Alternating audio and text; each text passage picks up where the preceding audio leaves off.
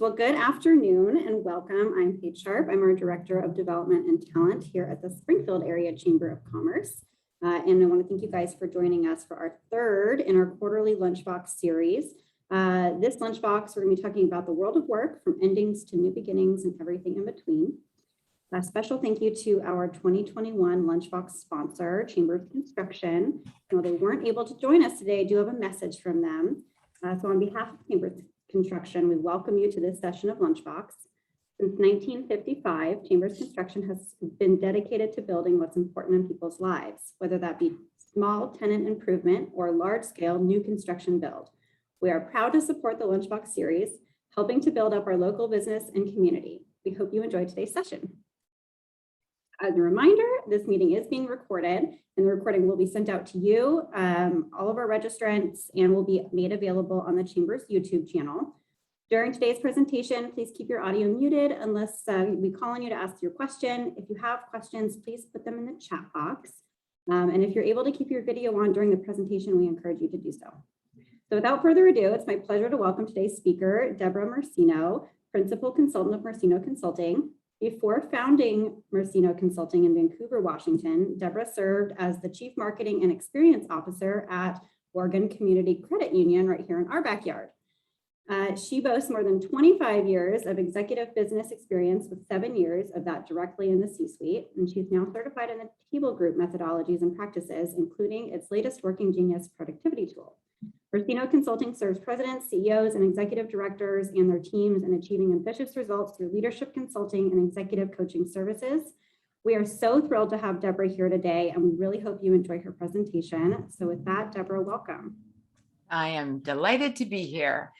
So I am going to go ahead and pull up my presentation, and we practiced this beforehand. So here we go. Let's pull it on up.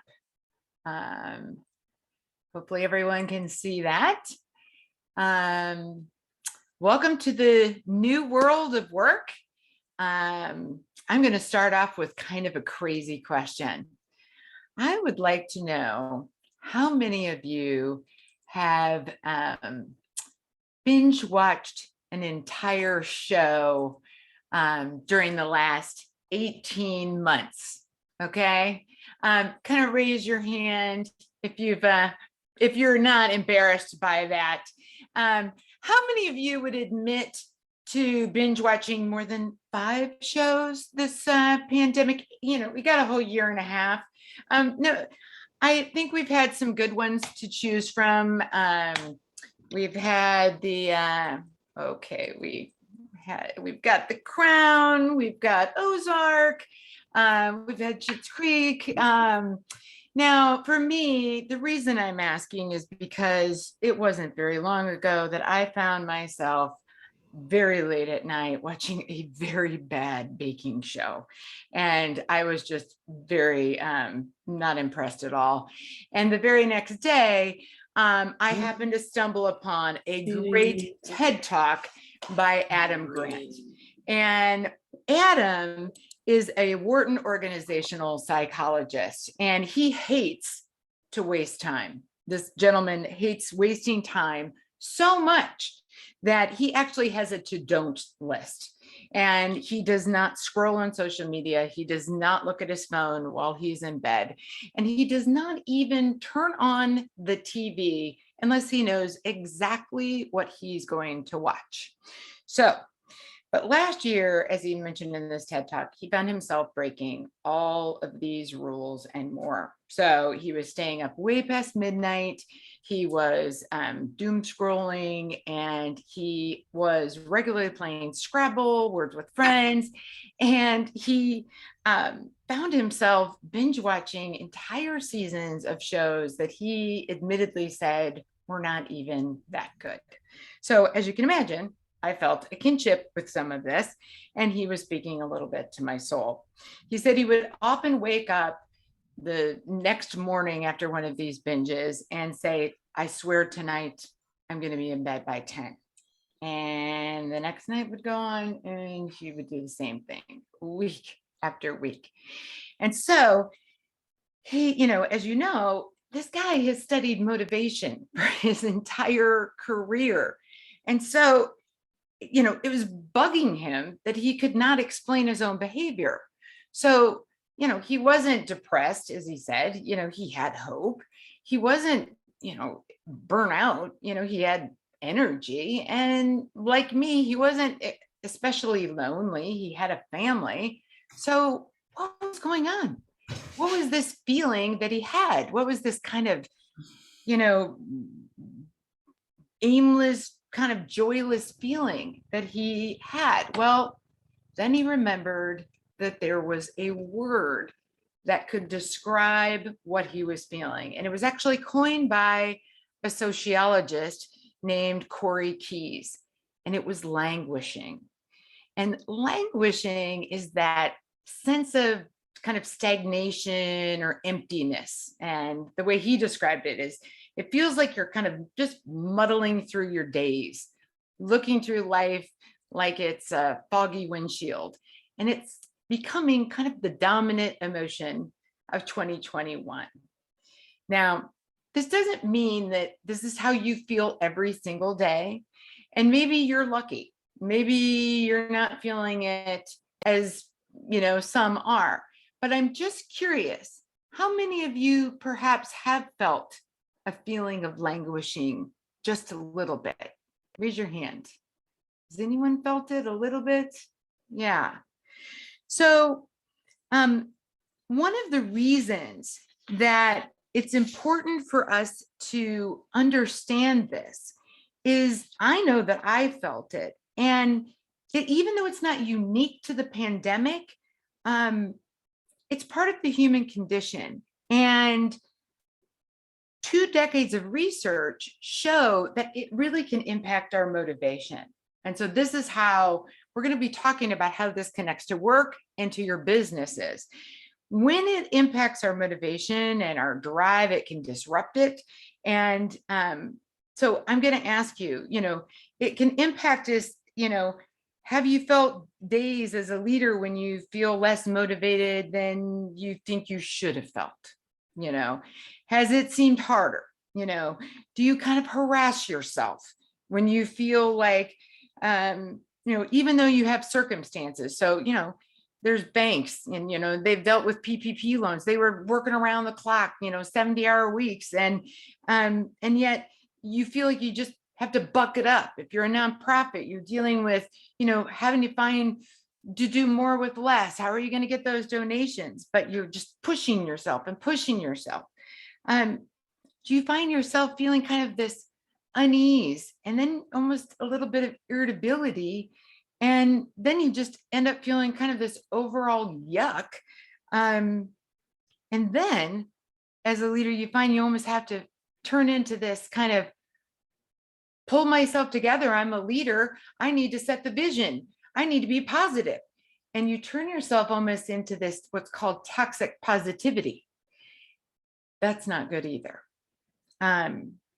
It's not bad to have positivity.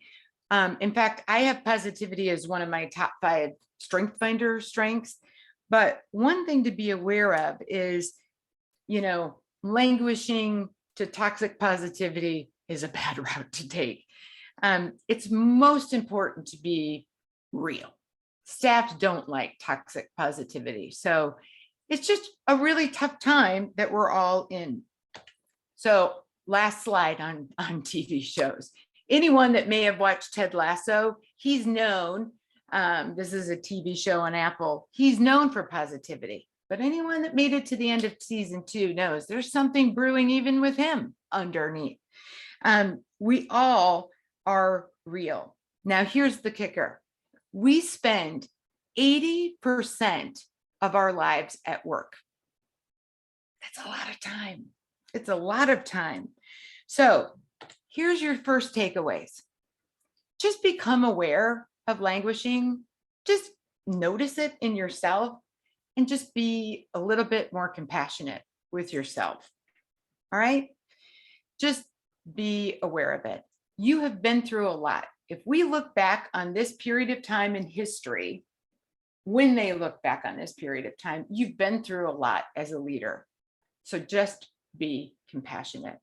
Takeaway number 2, become aware of languishing in others, including your staff, and be compassionate. Now, I'm not saying you haven't already been compassionate. I know you have. You have big, huge hearts.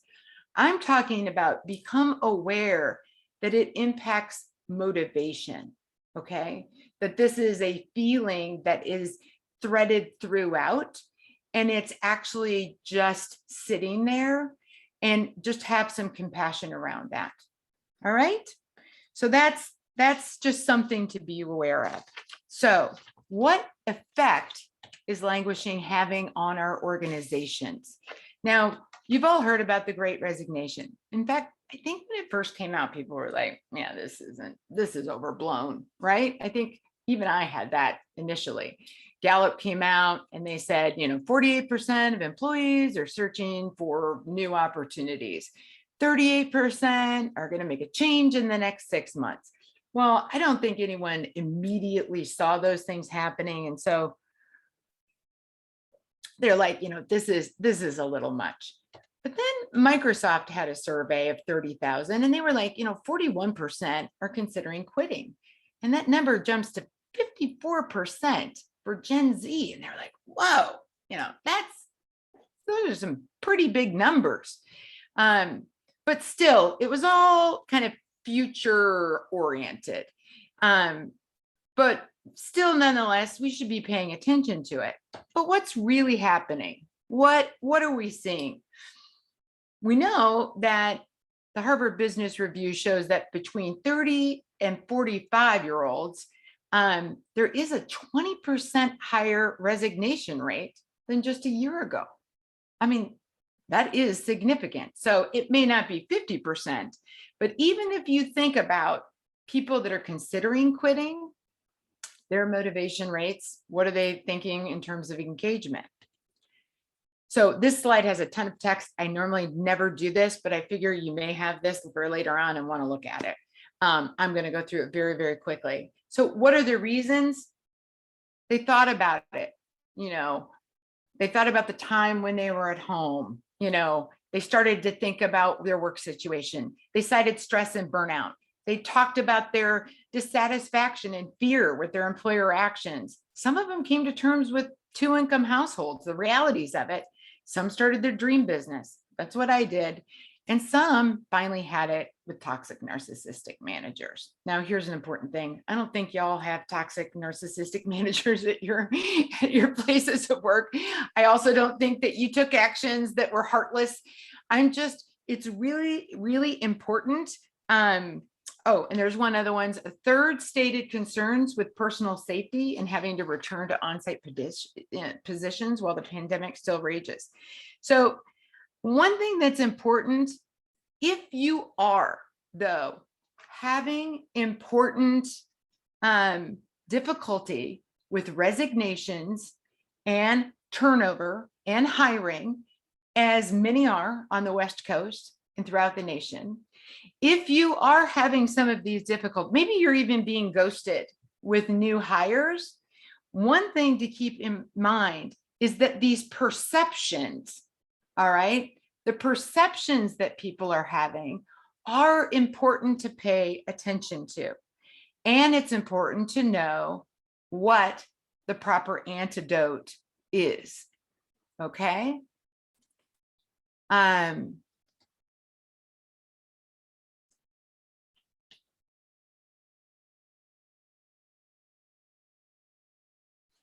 All right. So, okay, for some reason. So what is the antidote? All right. Now, some of you may have heard about the term smart and healthy before, but this is the antidote to, I believe, the Great Resignation. It's about smart and healthy. All right. It's how we as leaders spend our time. Okay. So right now, we as leaders often spend and focus a lot of our time on the smart side of business. Okay. And that's the strategy side, the finance side, technology operations, and marketing. Okay. This is the kind of bread and butter of business. And it's where boards are comfortable. It's often what we think of when we think of work. Okay. Now, then there's the healthy side, right? This is where we have minimal politics, minimum confusion, high productivity, high morale, and then we get that low turnover. And this is based on a model by Patrick Lencioni. Now, here's the deal. When that healthy side isn't there, that's when we get that is when people leave organizations and they're unhappy and not engaged. Okay. So on the other hand, the very best companies in the world recognize that when there is a focus on this healthy side, and they can really emphasize and invest in this side, that smart side becomes 3-4 times stronger. Okay, so let me illustrate how these two play together. You can have the greatest strategy in the world, right? But if you have politics or confusion around that strategy, it's not going to be successful. You could have, you can invest in a really wonderful technology platform, but if there is a lot of politics or infighting around prioritization or policies or confusion around the timing, or let's say the training, or so much frustration that you wind up with turnover during the rollout, you're not going to get the value that you need out of that platform, and so on. And in the languishing that we're all currently facing, and you can see it's more vital than ever for us to be really thinking about that healthy side. So for a while, I think there's a little truth in saying that that healthy side of the business was looked upon as the soft side of business. But I think now it's very clear, from Fortune 100 to Fortune 500 to mom and pop to small business to everything in between, we know that the antidote to business and organizational success today in the new world of work is this healthy side of business. So now I want to do a little exercise. So if you have a piece of paper or have something to write on, I'm going to ask you a series of questions, and I'm going to have you do some rankings for yourself. Okay. Now, the way it's going to work is I want to ask you to think about from a 1 to 5, you're going to ask yourself where you stand on each of the healthy scale. So for minimal politics, we'll start with that. So, and I'm going to ask a series of questions that you can think about. So from 1 means that you have politics happening. You have a lot of silos, etc. And 5, you are just one of those few organizations that there are absolutely no politics at all in your organization. Okay. So there are minimal politics. You're succeeding. Okay. So the questions I'm going to ask you, and then you can rank yourself, but you can be thinking about this as I'm asking. Are there silos? Do people tend to have meetings after the meeting? Is there a united front at the executive level? Are you witnessing and are participating in any third-party talk? So third-party talk is that kind of gossip. When someone else is not present and you're talking about someone else. So I want you to think about those silos, meetings after meetings, united front. about clarity, and give yourself a ranking. 1 meaning there's a lot of politics, 5 being minimal politics. Maybe you fall somewhere in beneath, and give yourself a score, 1 to 5. Got it? Okay, now we're going to move down to minimal confusion. Okay. Here are the questions I'm going to ask you for this one. Is everyone clear on the vision of the organization, even though we're in a pandemic? Is everyone clear on the priorities and the timelines? Are there clear decision-making protocols? Is everyone clear about the types of decisions that are being made in meetings? Are communications being cascaded down regularly, clearly? And finally, do people understand with clarity what's happening with projects and policies? Okay, those are just some big questions on the vision, priorities, timelines, protocols, decisions, communications, projects, policies, that I want you to give yourself a ranking on there being minimal confusion. So if there is a kind of a lack, or if there's a lot of confusion or a lack of clarity, I want you to give yourself, closer to the 1. If there is clarity and everything is crystal clear, you can give yourself that 5. Easy, clear decision making, give yourself a 5. Otherwise, if there's, kind of in the middle about confusion, give yourself a 3. Okay, we're going to move on to high productivity now. I'm going to ask you some questions. Are meetings effective and efficient? Here's one. Are meetings enjoyable? Are priorities well defined at different levels so that it's easy for work to get done? And here's one. Do people have a chance to be in a state of flow so they can actually get the work done? That will give you a measure of productivity. So if you don't think that there's a good amount of productivity, you're going to give yourself a 1.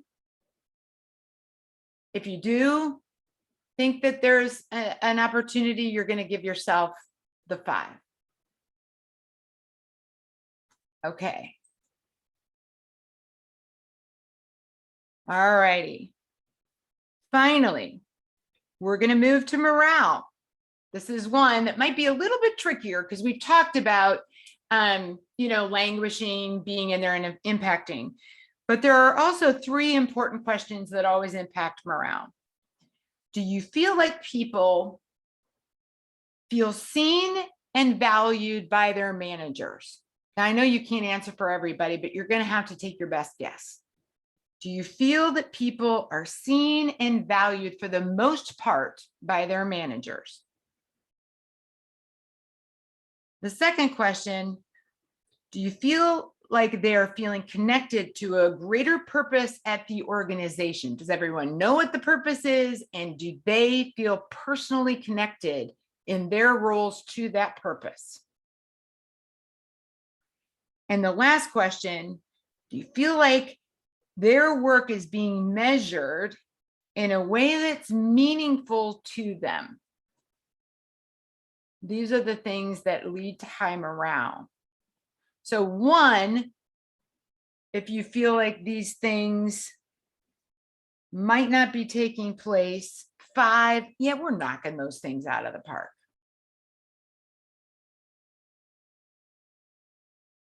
Okay. Finally, low turnover. Now, this is the one, if you're not, either the leader in the organization or closely associated with HR, you may know what's happening in your area, but you may not know globally. what's happening in the organization, but here's the questions. Are you having difficulty hiring? Have you lost good people? Are your employees overworked? And if you don't have stats, take your guess. 1, we're having difficulty with, retention rates and turnover, engagement. And 5, actually, we've retained everybody. Everybody's happy and engaged. All right. We have made it through. And what I want to say is I want you to applaud yourself, because you have consciously been thinking and about these specific areas and working on your self-awareness as a leader. And that puts you among the top leaders in business. Those who champion organizational health really know that these are the areas that fuel that smart side of business. And it really does give you a much more powerful advantage in the new world of work. And speaking of the world of work, languishing may actually be the predominant feeling right now, but change is, I think, what the best descriptor of what leaders have had to adapt to. I think you might agree. So I am going to move to our second topic, the change that many of you are going through. So you are all facing a myriad of change right now. It could be financial, structural, physical, technological, operational, regulatory, economic, and each one is probably feeling monumental depending on which one impacts your business the most. And you probably have multiple. Right now, I want you to write down the one that you are facing that is probably causing the most strain or having the biggest impact on your organization. So write down the change that's having the greatest impact on the organization right now, that either you're going through or that maybe is impending and coming toward you.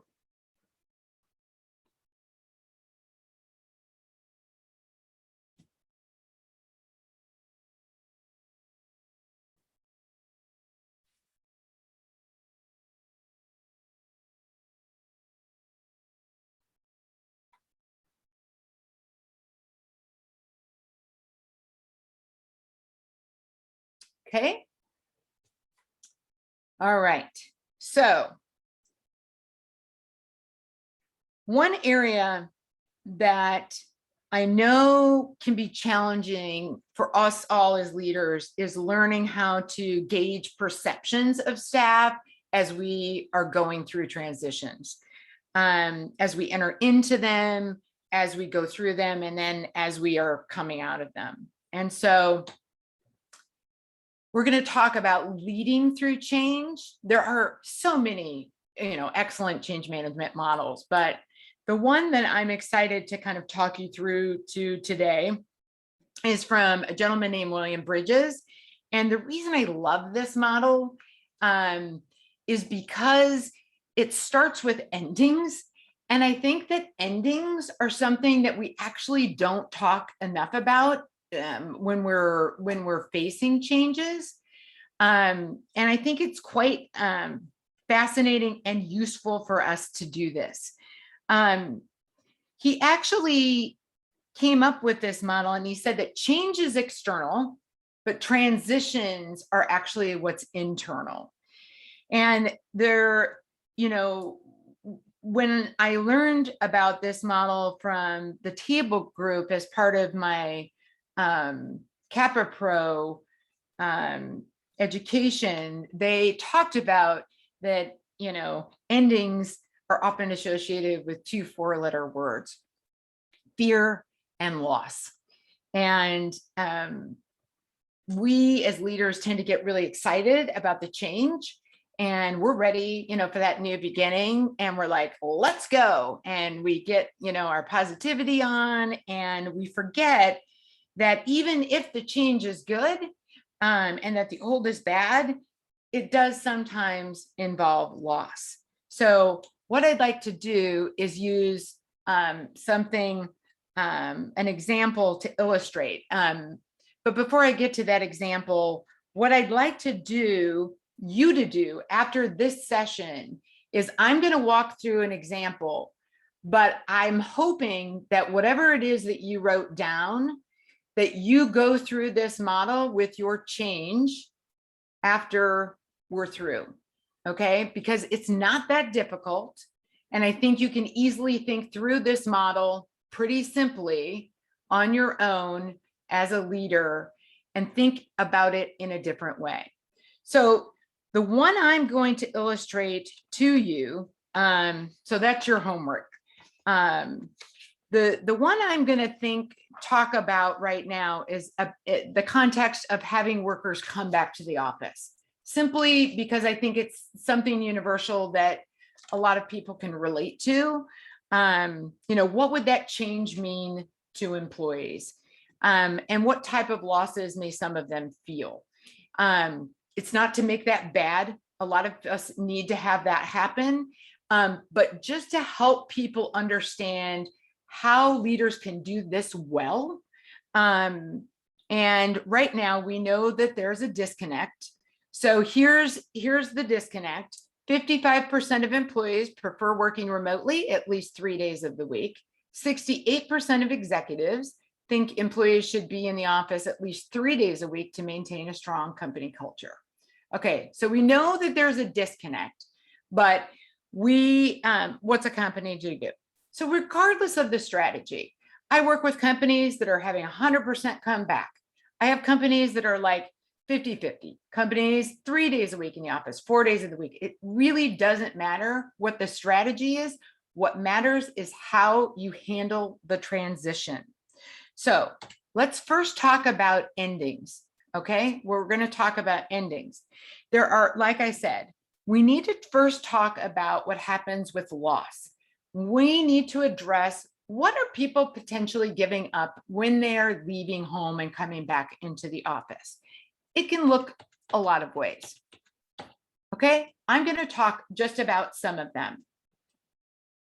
Let's say if I've been remote, I'm giving up turf. I'm giving up the comforts of my home, attachments, family members. I'm able to see my family members, dogs, cats, meaning. My home might have had meaning to me.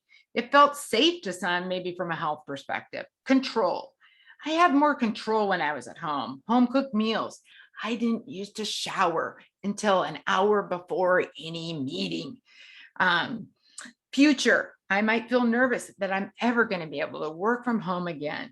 Identity. I think when I was working at home, someone might say, I felt like a better wife or mom or neighbor or husband or coworker. Structure. Perhaps they had more freedom. They could structure their day, their time, their clothes differently. Okay, it really depends. And for some people, they're going to be ready and raring to come back to the office, and they could care less about all of these things. For someone else, they might only care about one thing. Others, it may be two. And this can apply to other things. I'm using this example. Let's say that you're rolling out new processes for something. Someone may have it may be a better process, but someone that knows that old process really well may have an attachment to it because you know what? They were really good at it. And their identity is kind of wrapped up in it because they feel like, what is it going to mean if they aren't doing that anymore? Are they going to have a future? So sometimes as we as leaders can kind of keep those things in mind, we're going to do a much better job at helping people work through the transition.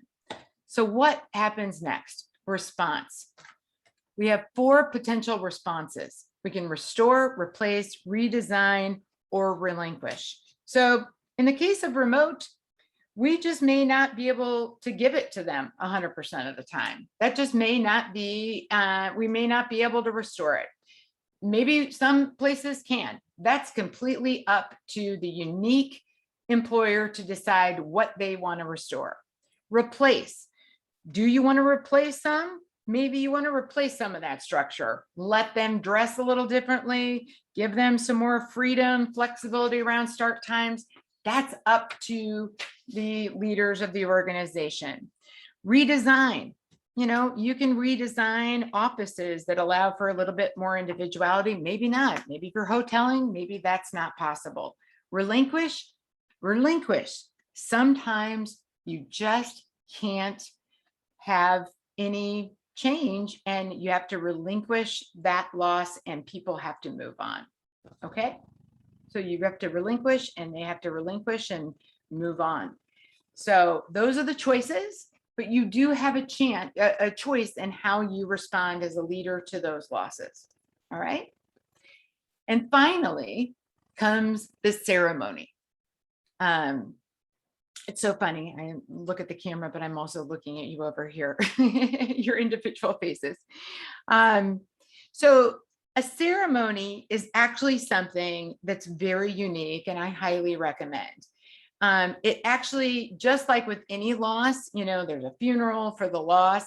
Sometimes this can be a really easy way to mark the end of something. You know, when someone had the end of an old software system or Lotus Notes, they actually had like, okay, we're burning this, we're moving on.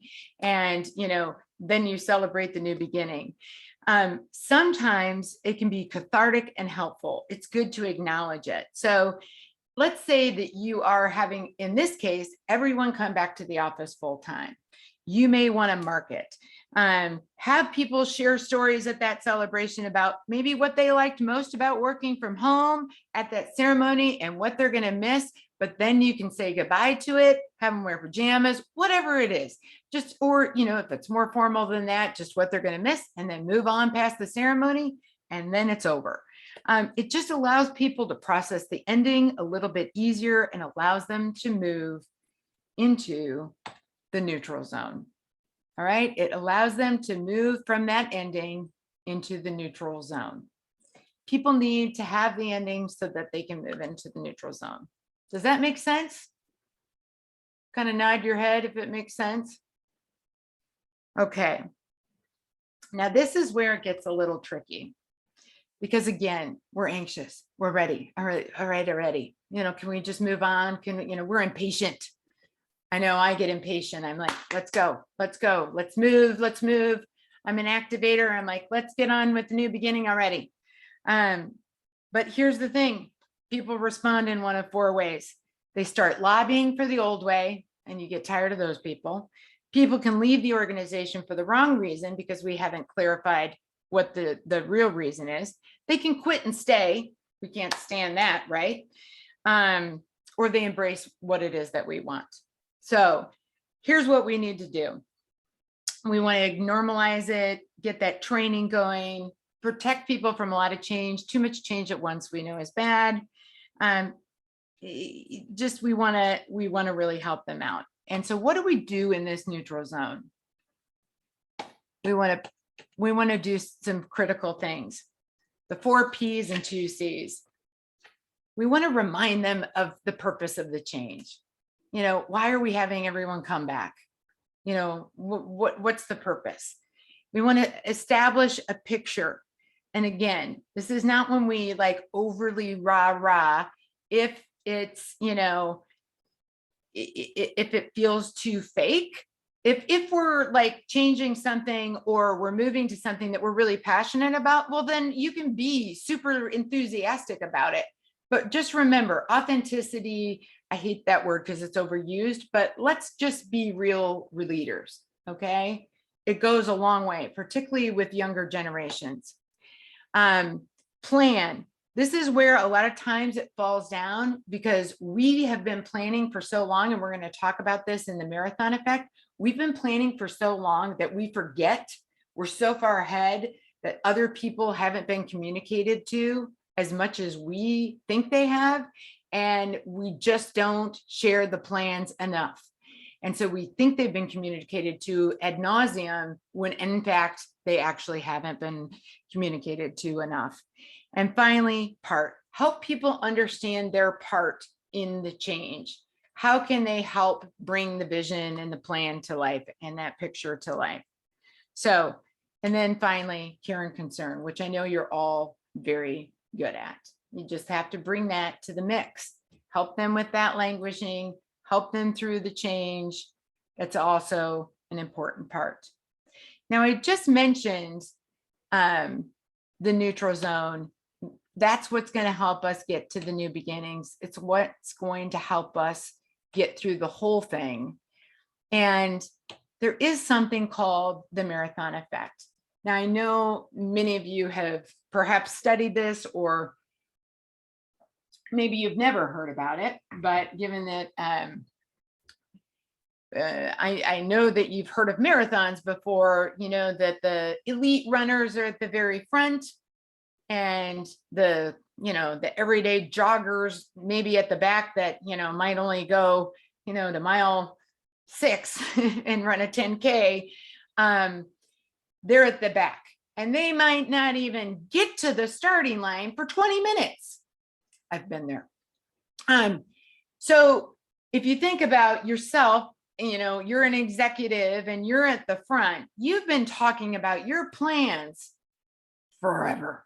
Okay, you feel like this, you've processed, you've even gone through your own endings in your own neutral zone.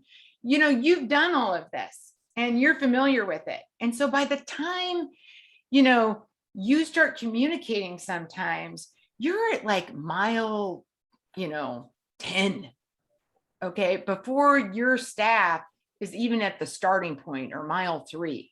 And so it's sometimes hard for you to understand why it's taking them so long to get through the ending, or to get even to the neutral zone, because you're like, oh man, I'm on like mile 15. What's taking them so long? It's the marathon effect. Okay. Now you ought to feel good because you're an elite runner, in this scenario, but just remember, there is that disconnect, and you have to remember there's a natural disconnect. So you have to give them the opportunity to catch up. All right. You've been talking about things for so long that we forget that everyone needs to catch up. So they're far back. Now, I know I'm kind of overgeneralizing. Sometimes, we do try to pepper it along the way, but can you raise your hand if you relate to this? Has anyone ever been in a situation where they just get frustrated that staff isn't like moving quicker? Has anyone experienced this? Nod your head. Okay. All right. So that's the model for helping organizations through transitions. And that is, hopefully, what you're going to be able to do is understand those endings and understand, the neutral zone. So I know we're kind of, it's at that noon point. I hope I don't see any of you eating, so you're probably getting hungry. But you're powering through, you're doing great. We are going to talk about the 4 disciplines of organizational health. And I actually think this is very cool. In fact, when I work with clients, I think this is probably one of the most meaningful things that helps them, like, oh my, this is very powerful. So let me just show you here, because in terms of the headaches that we have as leaders, and getting to those aha that make us feel a little bit more sane, because I think we all crave sanity. This is something that can help us with sanity. And these are, again, based on Patrick Lencioni, the 4, kind of critical disciplines of organizational health. That first one is build a cohesive leadership team. The second, create clarity, over communicate clarity, and reinforce clarity. So let me just talk really quickly about a cohesive team and really what that means, to have a cohesive team. we've got results, accountability, commitment, conflict, and trust. And am I really seeing the time at 12:30? Have I gone to 12:30? Can someone nod and Yes, see? it's 12:30, but you've got half an hour left, Deborah. Okay, I just wanted to make sure on time. Okay, that's what I thought. So results, accountability, commitment, conflict, and trust. So when I say that everything is built on trust, one of the things that's really important for us to talk about is we're talking about not the kind of trust that is, I've known Bob for 5 years and I know what he's going to say. I think a lot of people kind of think, or 20 years and I know what he's going to say. I'm talking about vulnerability-based trust. So this is, I can be, when I walk into a room, 100% myself. I can admit my mistakes. I can be myself. And I can express my opinions. So that's the kind of trust that we're talking about. When you have that kind of trust, then you can have healthy conflict. Now, I see a lot of artificial harmony in organizations today.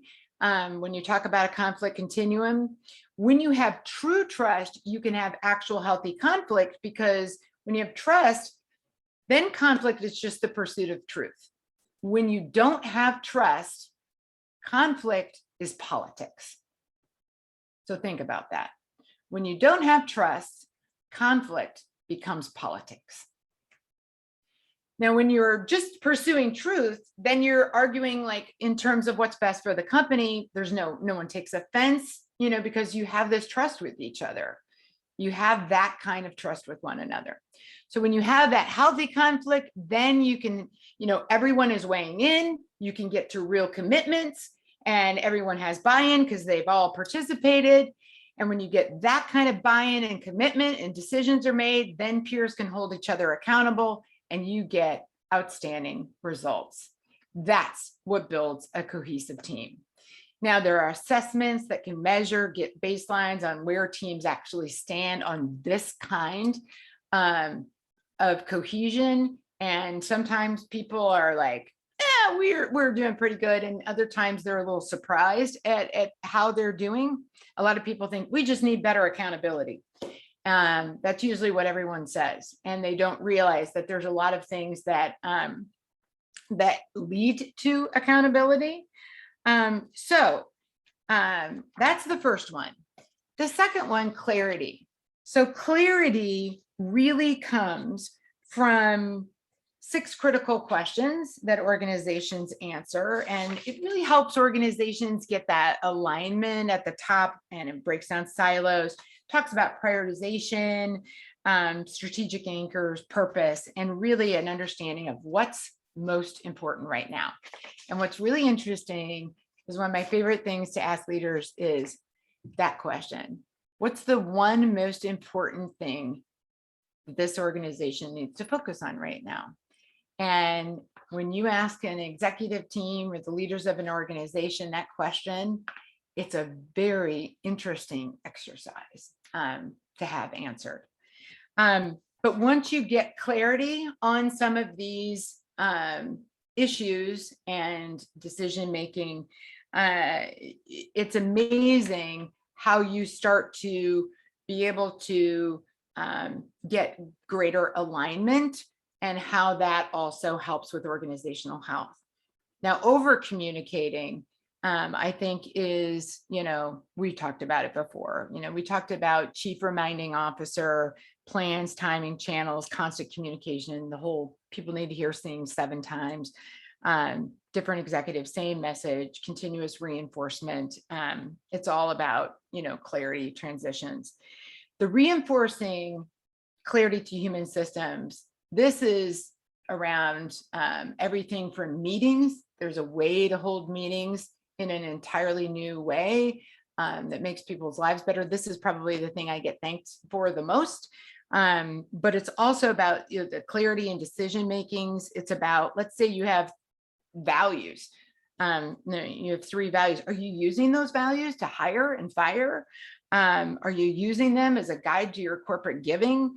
Are you actually reinforcing the clarity that you have around your differentiators, your strategic anchors? Is it infused in terms of how you're operating? So, is your most important priority, and your standard operating, objectives, are you ranking projects accordingly? So there's a lot about these simple but straightforward processes around organizational health. And when we talk about those minimal politics and all of those things that actually can make people's lives saner, because it helps drive some of those processes and procedures that sometimes we realize, take up so much of an executives and leaders' times, we don't even realize waste so much money. So anyway, there we go. It's joy time. This is our final topic of the day. And I want to talk to you about a fascinating productivity tool. And this is tips about finding more joy and less frustration at work. Because I think we could all right now use a little bit more joy at work. I want to introduce you to a new productivity tool called the 6 Types of Working Genius. And the reason, I'm a nut about all the tools. I mean, I'm a junkie about them all, Myers-Briggs, DISC, and everything, Enneagram, you name it. And, you're like, why are you introducing me to another one? I've done them all. I don't want to do another one. I don't have time for this. So I'm going to tell you why. It is because this is a productivity tool primarily. And as I talk about it, there are some important reasons.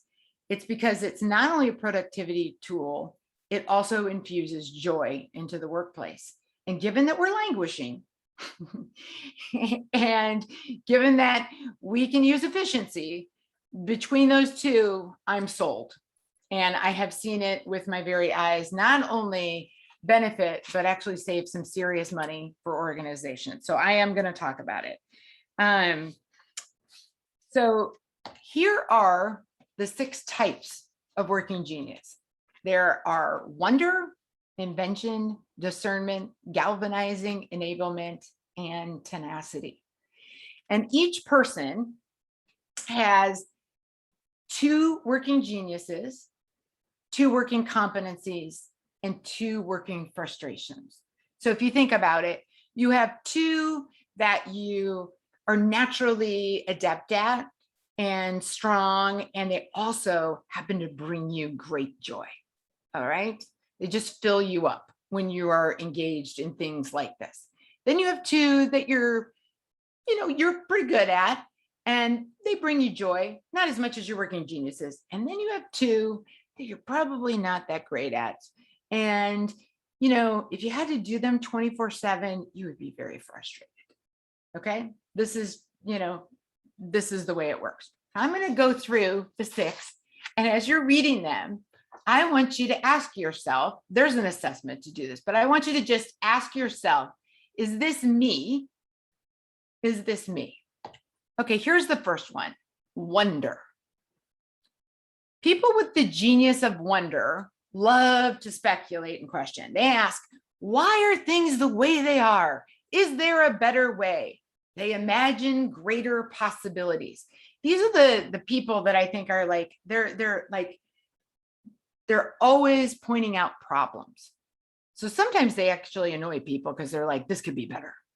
But actually, they're really good at spotting problems. Okay, invention.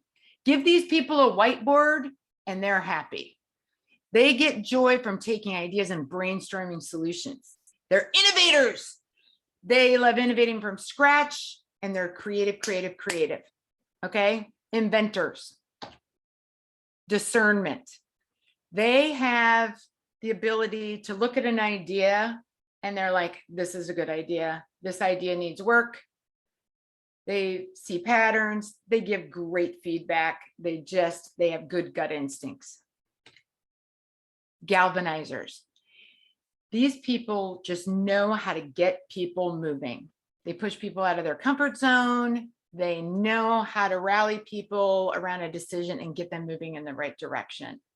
All right. They're the inspiring, like, let's go. Enablement.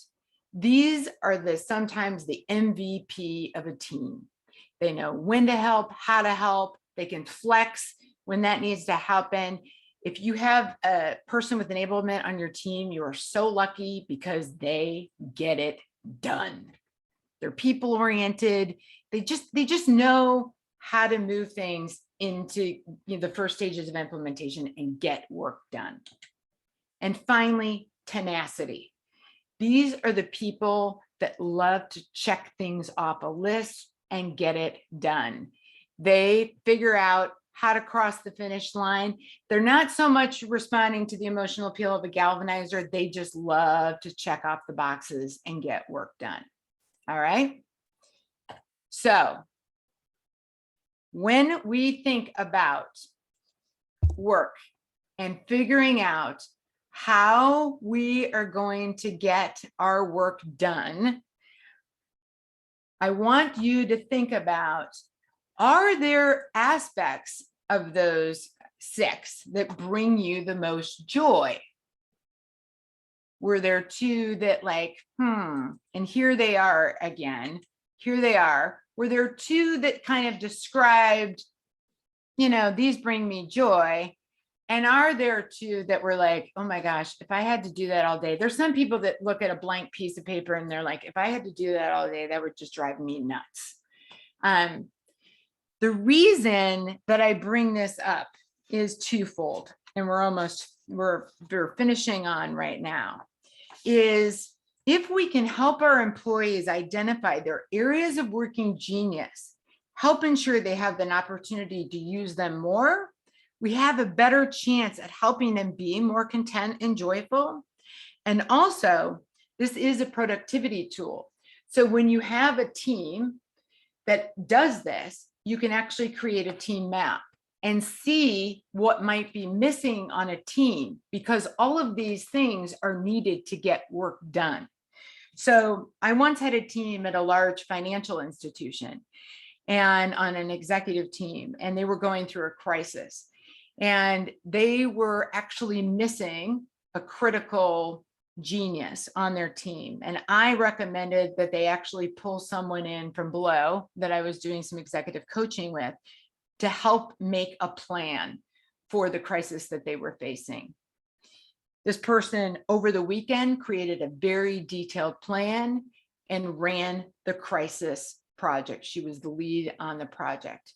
In 2 weeks, she recovered more than $500,000 in potential losses to this financial institution because of this model. Now, I don't take credit. It's the model that did the work. But I'm telling you, it was simply because I knew which geniuses this person had, and we put them to work. Now, there's a lot more I'd like to share. I've had instances where there's been 2 teams at an organization that can't stand each other. They literally can't work together. They're always frustrated. They just fight constantly. They badmouth each other. And once they see the team maps for each other, they recognize the reason they're fighting is because they have the opposite geniuses. And then they realize that if they actually work together more and leverage each other more, they will actually both be stronger. And they start doing it, and it's turned them around completely. And I actually I'm like, is this actually going to work? I mean, literally, I'm like, I don't know. Will they actually turn it around? And they do. So it's been surprising even to me. So I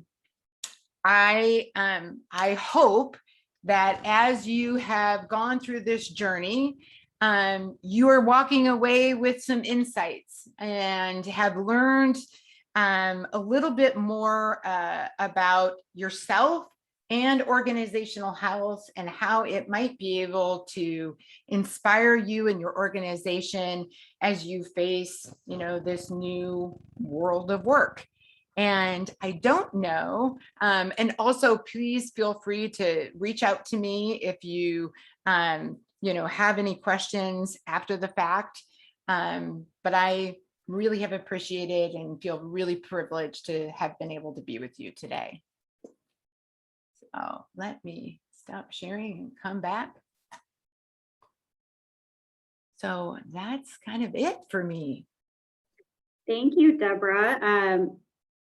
Folks, if you've got questions, we do still have about 13 minutes before we hit our time. So if you want to put those in the chat for discussion, you're welcome to do that. While you're gathering your thoughts, I can kick us off with the first question, though. Sure. And Deborah, this is something you've mentioned to me too in a previous conversation, is that trust is something that's missing on a lot of teams. If you find that that's the case, how do you, as a leader, facilitate rebuilding that trust amongst your team? Yeah, so building trust is a difficult, it may feel like a difficult thing to just like, how do I even start? Because I think a lot of people think, well, don't we have trust, from, with one another? So like I said, the kind of trust that we're looking for is that vulnerability-based trust. And, there are some different exercises that I typically walk people through. But, sometimes it's just a matter of one, helping your leadership team getting to know each other. And I know this sounds crazy, but getting to know more about maybe where they've come from in their past, just in terms of some of the challenges that they may have faced in the past. And the second is getting them on the road to learning how to give each other more direct feedback. So this is something that I think we don't do often. We, maybe do it during performance feedback reviews, or you do it in 360s, but getting comfortable with giving each other that feedback, both positive and negative, is something that we can all really benefit.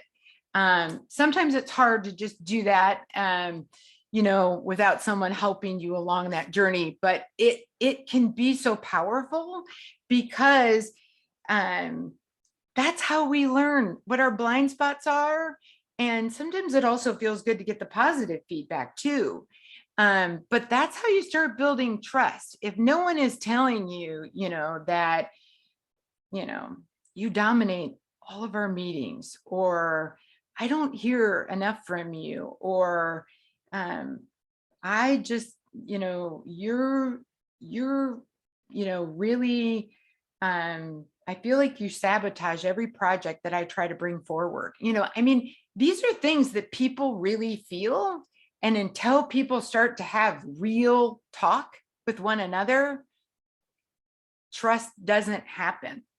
And so usually the first time around, it's a little, it actually, people end up feeling really good, surprisingly. In most of all of the experiences that I've gone through with teams, they're surprised at how wonderful they feel, and the trust that is start to be built.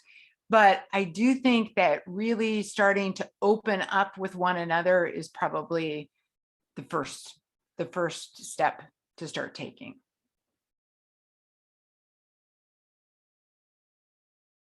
Any other questions?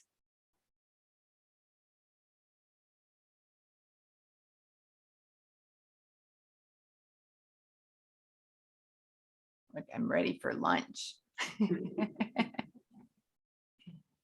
So on the productivity tool, which I think is a really interesting measurement tool, we've used a similar kind of team identifier in our Leadership Eugene Springfield program called the 5 Voices. So it's how you communicate with one another, and it's your different voices. And so in that one, I like that there's a mature voice and an immature voice for each of the strengths, each of the 5 strengths. And so it's getting to that mature voice that helps you work together on teams. Well, for this one, you mentioned having a dysfunctional team with maybe 2 of those 6 types of genius that don't get along. Do you have some examples of teams you work with where there's something, there's someone missing, and what happens? Or if you get kind of 2 opposite voices together, what are those opposite geniuses, and how do you get them to kind of get past their differences and work more productively as a team? So one of the great things about these team maps, as you learn more about what your team makeup actually is that not every team is going to be represented by all the geniuses, but you are going to learn a lot more about the individuals on your team. And what is excellent about this is that is that you don't necessarily have to have them all. I just should say that from the get-go. And it doesn't mean you have to go out and hire someone, for your team, but the idea is that sometimes you may want to either look at someone at a different team, or, like we did in the instance of this large financial institution, go below a level and just say, hey, can you come help? It's just a education factor. The assessments are very inexpensive. They're like $25, so it's not this is not some big, huge expense. It's helpful in the sense that you can learn a lot, and teams that kind of are opposite. So in one instance that I described, I've had other instances where you get a team that's really creative. Okay, so you have a team that's full of wonder and invention, and all they want to do is come up with ideas and have those ideas implemented. So you'll find a lot of times people that have wonder and invention want to skip straight to enablement. They don't want to have any discernment about their ideas, and they don't want people to galvanize the ideas. They want to skip over the steps. Who wants to, have a decision made about their ideas? They love their ideas. Their ideas are great. Don't make a decision. Let's just do this, right? And so the biggest friction, and it's supposed to be there, is between those individuals and the people that have actual discernment and enablement. So when you talk about teams that might not get along, it's teams that are super wonder and invention, and teams that have a lot of discernment and enablement, because the discerners and enablement are much more planning, and they have good gut instincts and whatnot. And a lot of times these 2 teams are completely at odds, or if they're on the same team, they're button up against each other. But that's good, healthy conflict that we need to have. And once you learn how to, help foster that, you need both. Organizations can't do without, all of those different parts. And the more we kind of embrace that and say, yay, that's what we need, the better off we'll be. So I think what ends up happening is when people that have the good ideas go around and walk over, or maybe either go over to technology, or go over and go to the boss and say, hey, I want to do this, that's when you get into trouble. All right, well, we're coming up on our time. So I just want to thank you, Deborah, again, for taking time to talk to our membership today and lead us through this discussion. Really appreciate it. And thank you again to Chambers Construction, who helps us put on these programs every year. hope to see you guys at some of our upcoming events. Next Friday, we're going to be over Bushnell University is holding a ribbon cutting, celebrating their 126th anniversary. Last year milestone for them. It's going to be over at the Old Phoenix Inn. So you'll get to find out what that's going to be if you join us next Friday around noon. We also have our State of Business breakfast coming up, and I'm going to let Danny talk about that for just a minute. Yes, thanks, Paige. October 12th, we have our State of Business breakfast from 8 a.m. to 9:30. That's a virtual Zoom conference and free for our members, a low cost for non-members. That's presented by Peace Health, and our main speaker is Josh Lenner, who's an economist at the Oregon Office of Economic Analysis. And Josh is going to provide us a regional outlook on Oregon's economy and really focus on the workforce issues that many of us are facing this year. So I'll put the registration in the chat for that. And then in November, we're going to be holding our third annual leadership summit on the 3rd and 4th. So be sure to save the date for that. We'll be releasing more information about our programming over the next few weeks. And with that, thank you guys. We'll let you get back to lunch. All right. Thanks, everyone. Thanks, everyone.